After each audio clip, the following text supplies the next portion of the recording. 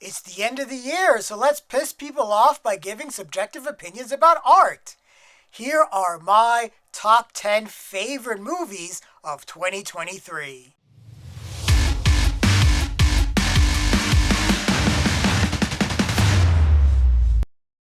I said favorite because I do want to acknowledge that this is my subjective opinion. I also don't like ranking movies as the best, so having a favorites list keeps me honest. I am counting down the top 10 movies of 2023 that gave me goosebumps, made me smile, put me in awe, and reinforced my unyielding, undying love of all things cinema. One caveat: I haven't seen every movie from 2023. I haven't seen American Fiction yet, which kind of pisses me off. And I just haven't had the opportunity to catch David Fincher's The Killer. So before anyone jumps on me, there's your disclaimer. First, some honorable mentions. These are notable films from the year that were great but just didn't make my top 10.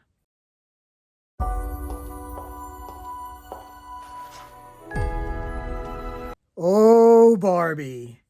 The film that got the patriarchy in knots and made movie theaters look like Legally Blonde conventions was one of the most biting satires of the year. And it revolved around a doll. Co-writer director Greta Gerwig pulled off the impossible.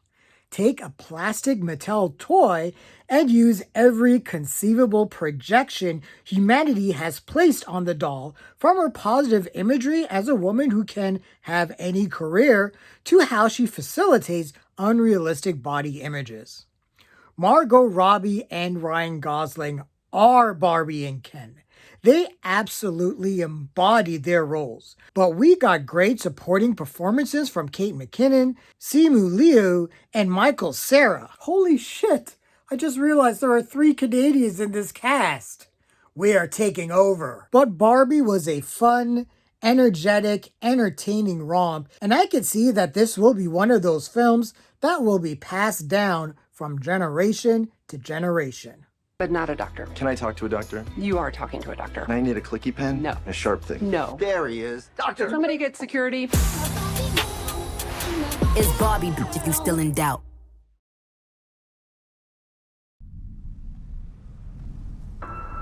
Miyazaki and Studio Ghibli strikes again. The Boy and the Heron isn't Miyazaki's best animated film, but it is still pretty goddamn fantastic. The film gives heavy vibes of Spirited Away with similar themes of isolation and facing the inevitability of death. To be expected, the hand-drawn animation looks amazing, and having a new Miyazaki movie just puts warm feelings in my tummy. Now to find the original Japanese dub version of the film so I can watch it as intended.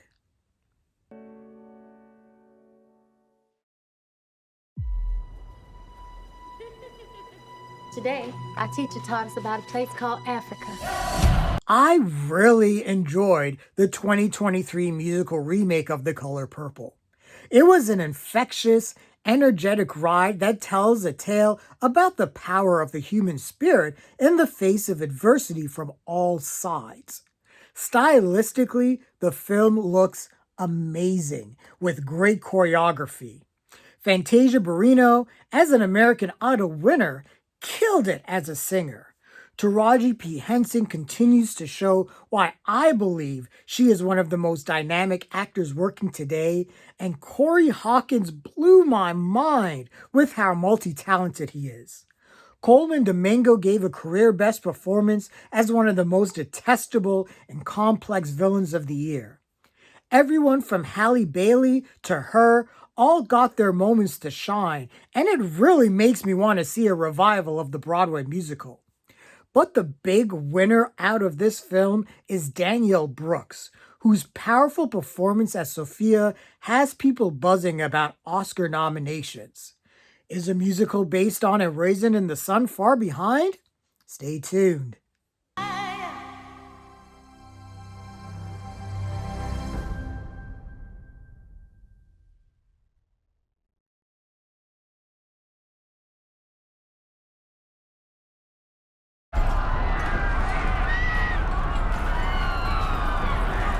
A24 strikes again with some absolute weirdness with Dream Scenario. Nicolas Cage may have never been better than as Paul Matthews, a loser professor who unwittingly finds himself in the dreams of millions of people. The film is like a weird, toned down A Nightmare on Elm Street, but even Freddy Krueger would get frightened about this film's statement on fame, the desire to be acknowledged and appreciated, and even capitalism. But forget that capitalism aspect. When the movie focuses on Nicolas Cage's awkward interplay with practically everyone that puts him headfirst down the existential rabbit hole, Dream Scenario is an odd, hilarious tale about the real power of dreams. It also boasts the funniest, unsexy, non-sex sex scene of 2023.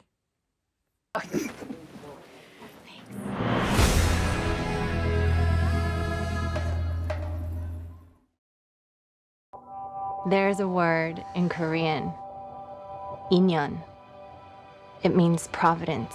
First-time writer-director Celine Song used her own personal experiences to craft a powerful tale of a writer in past lives, played by Greta Lee, whose life is turned upside down when her old crush from her home of Korea arrives in New York, putting her in an existential crisis about the decisions that she has made in her life.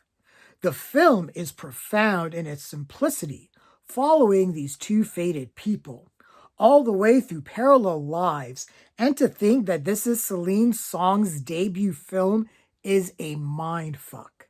She and all the leads, Greta Lee, Teo Yu, and John Magaro, are people to watch. Any one of them can break out. I want you to stay. Want you to stay.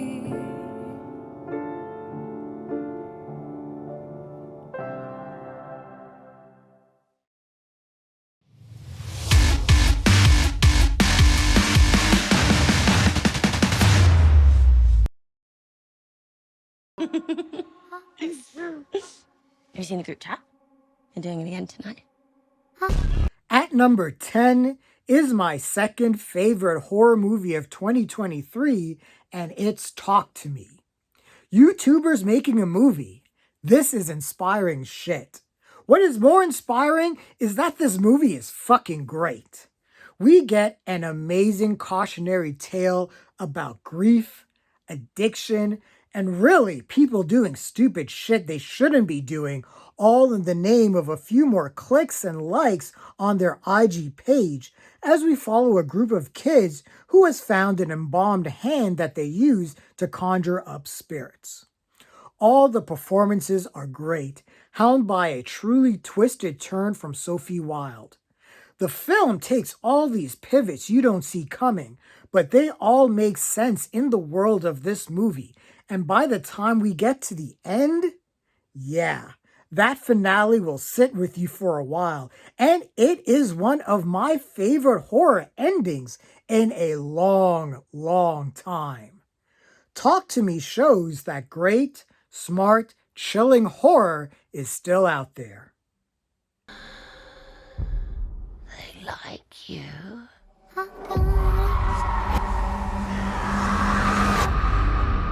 Talk to me.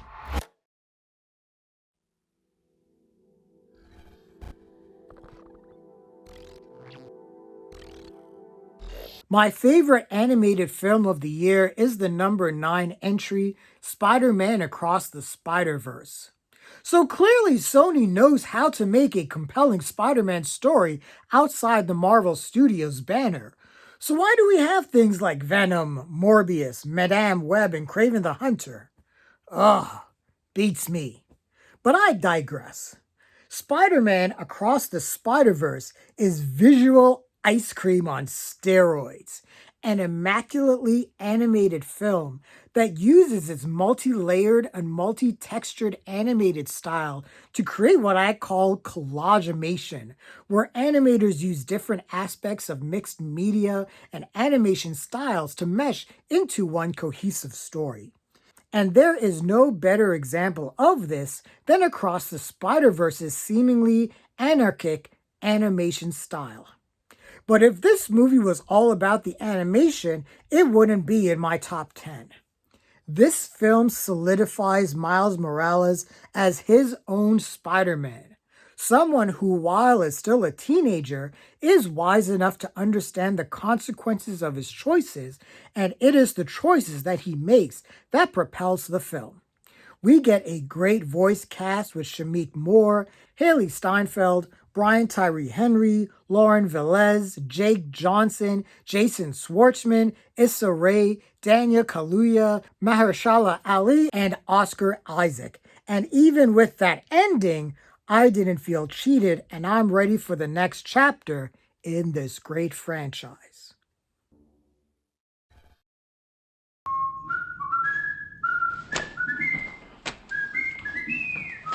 Sir, I don't understand. At number 8 is Alexander Payne's ode to 1970s cinema, The Holdovers, and this movie just made me happy. The story of a prep school teacher sticking around with a group of students who don't have anywhere to go for the holiday season is not only a thoughtful piece of movie-making slice of life, but a feast for anyone who appreciates films from the 1970s. The grain, the sound design, the cinematography, all the choices are pitch perfect, and helmed by Paul Giamatti, we get an acting masterclass.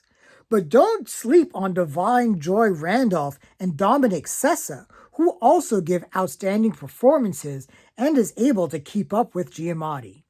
This was Paul Giamatti and Alexander Payne reconnecting after the amazing Sideways, and we were given a great story about sticking together through tough emotional times, along with a great homage to my single favorite decade of film, pure class.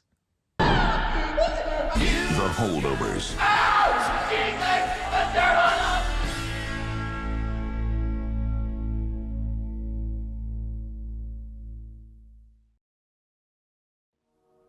Did you know there was a college Christmas party tonight? NFI, me and you, not fucking invited. At number 7 is probably going to be the most divisive entry on this list, and it is Emerald Fennell's psychological thriller, black comedy, mindfuck Saltburn. I'm sorry, I really love this movie. This tells the tale of a poor loner student at Oxford, played brilliantly by Barry Keoghan, who is invited by new rich friend Justin Elordi to spend the summer at his compound Saltburn, which is a perfect name for a place whose inhabitants are all about pouring salt on wounds like Art the Clown. This entire film is a study of wits between all sorts of nasty people and the power plays they make to be viewed as relevant. Rosamund Pike and Carey Mulligan all gave great performances, but this movie is all about Barry Keoghan, who gives a full frontal, full-fledged, 100% committed performance. This film gave me vibes of the talented Mr. Ripley, and that is a high compliment because I love the fuck out of that movie. This was one of the twistiest, nuttiest films of the year, and now that it's on streaming, this is one of those movies that I will go back to when I am in a mood to watch something a little madcap. Bravo, Emerald Fennell, you are 2 for 2 in my book. I don't think I'll ever go home again.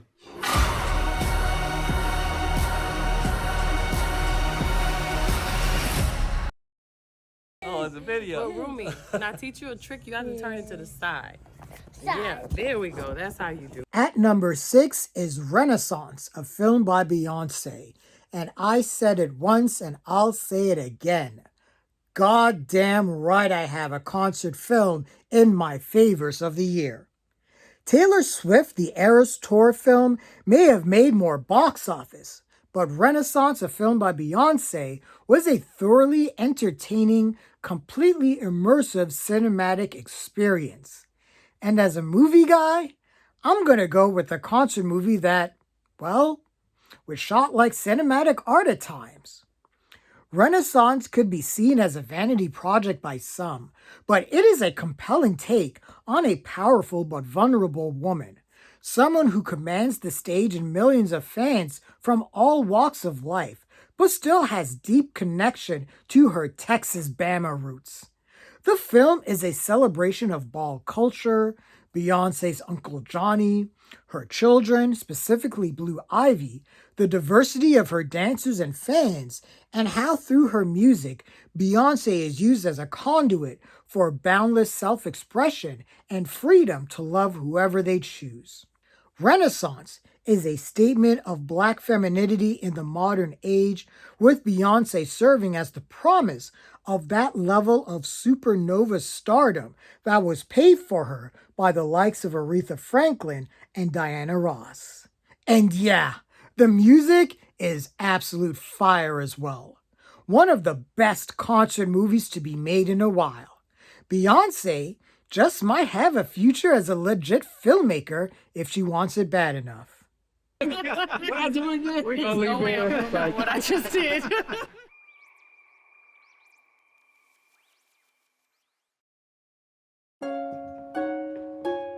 This is Bella. Bye. Bella, this is Mr. McCandles. Hello, Bella. At number 5 is Yorgos Lanthimos' Poor Things, and man, I knew this movie was going to be great just from the trailer, and when it ended, I had the biggest grin on my face. Emma Stone literally bears all and gives a fearless performance as Bella Baxter, a reanimated woman who, over time, and through a lot of fucking, discovers the world and her independence in the process. Willem Dafoe and Mark Ruffalo are both amazing as the mad scientist that brings Bella to life and the shady, debaucherous lawyer who opens Bella's eyes to the world through sex and inexplicably ends up as her ruined slave.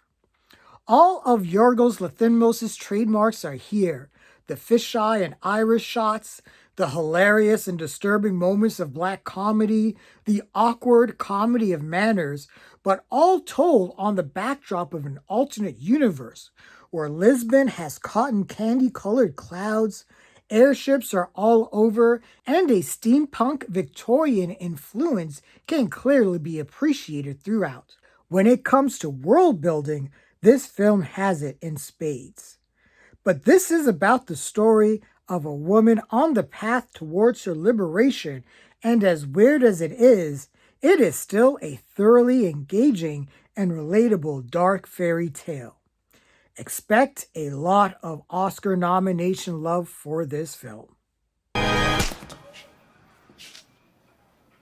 Oh.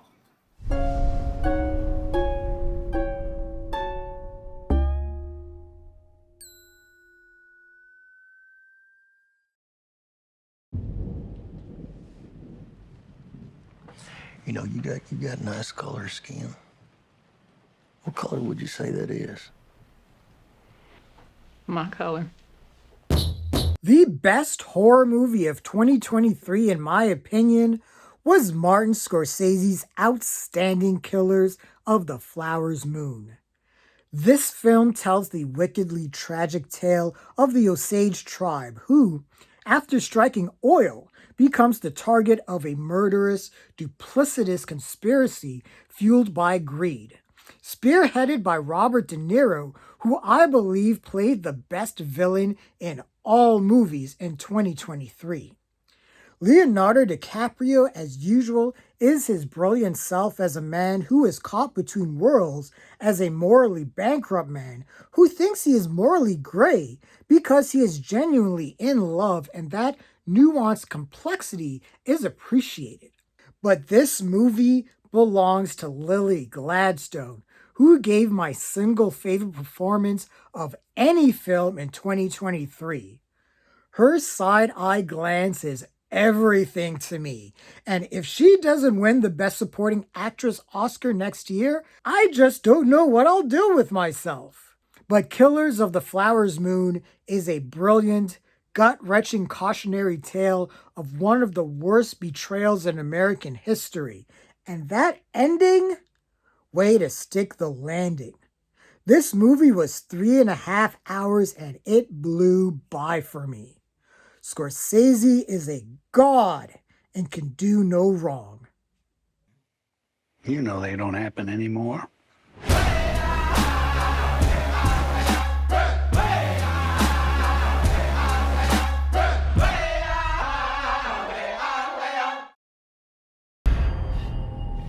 Ever since I was a child, people said my family was cursed.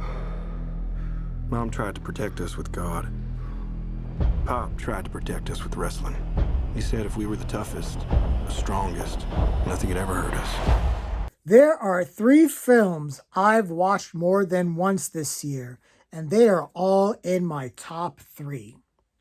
First is Sean Durkin's The Iron Claw, and as a professional wrestling fan, man, this was a fucking gift. Following the famed Von Erich pro wrestling family in Dallas and the tragedy of the so-called Von Erich curse was thoroughly engaging, entertaining, enraging at times, and just a great love letter to pro wrestling as an art form. Zac Efron continues to extend his range. Jeremy Allen White was awesome, and Holt McCallany was one of the best villains of the year as Fritz Von Erich. If you're a wrestling fan and historian, there are plenty of moments and Easter eggs to catch. Yes, hashtag not my Ric Flair, rabble rabble. The only flaw the film has to me is omitting one of the sons from the film completely, but I do understand why the filmmakers made that decision. Still, the wrestling scenes are great. I give credit to the entire cast for committing to wrestling to make everything look as authentic as possible. When a film can give emotional weight to running the ropes and back bumps, you know you're doing something right. I think this may be the best film about pro wrestling ever made, and now it is time for Netflix, Amazon, or some other streaming service to shell out the cash to produce a limited miniseries about the Hart family dynasty out of Calgary, Alberta, Canada. Between this and CM Punk returning to WWE, wrestling is getting back to the big time.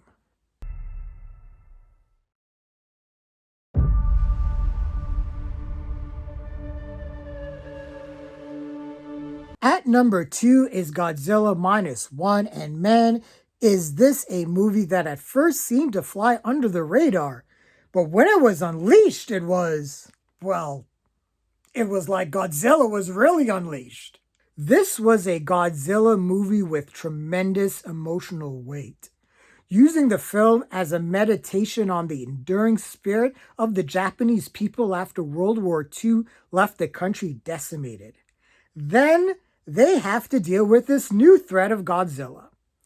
This is the scariest and most chaotic the King of Monsters has been since probably the original Gojira, leaving an absolute wake of destruction in his path. But this is a kaiju movie with heart, one of the best acted Godzilla movies of all time, with a great, memorable cast and an arc that makes you actually care about the humans. I have stressed this already in my original review. This film cost $15 million to make, which is insane to think about with how amazing this film looks. But who cares about the budget? This movie is brilliant, and the fact that we have this and Godzilla x Kong next year is insane. We are enjoying an embarrassment of riches with our kaijus.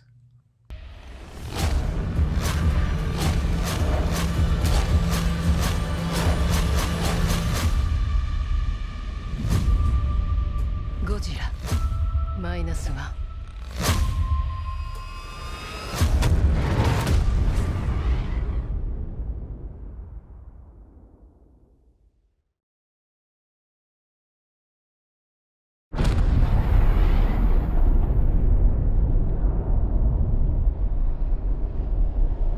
My number one may be seen as the safe pick, but I don't care. The film that gave me the most immersive cinematic experience this year was Christopher Nolan's Oppenheimer. This is cinema. This kind of movie is why I go to the movies, why I ramble about film, why I went to school for it, and why my goal is to eventually helm a film myself. As a cinephile, Oppenheimer was as close to a religious experience I had all year. This was Nolan working at the top of his game, anchored by Cillian Murphy's career best performance and Robert Downey Jr. also giving a career best performance as one of the best villains of the entire year. But everyone in front of the camera is great. Visually, the film is awe-inspiring and is one of those films that a surround sound home theater was made for, as the sound design is pitch perfect. Everything technically about this movie is outstanding, from the production and costume design to how the practical explosions were utilized as a visual storytelling device to the music, editing, and cinematography. At 3 hours, Oppenheimer blew by like I watched a 2-hour film, and it was great getting a biopic that focused on things that I didn't know about the subject of the film, so educational as well? I'll take it. This is the movie I am backing to win Best Picture at the Oscars. I can also see this getting Best Director for Christopher Nolan and Best Actor for Cillian Murphy as well. But Oppenheimer was just a fantastic, thoughtful, artful, entertaining, breathtaking masterpiece, and that is why it is my favorite film of 2023. If you didn't catch this in IMAX, bet you missed out on a most glorious experience.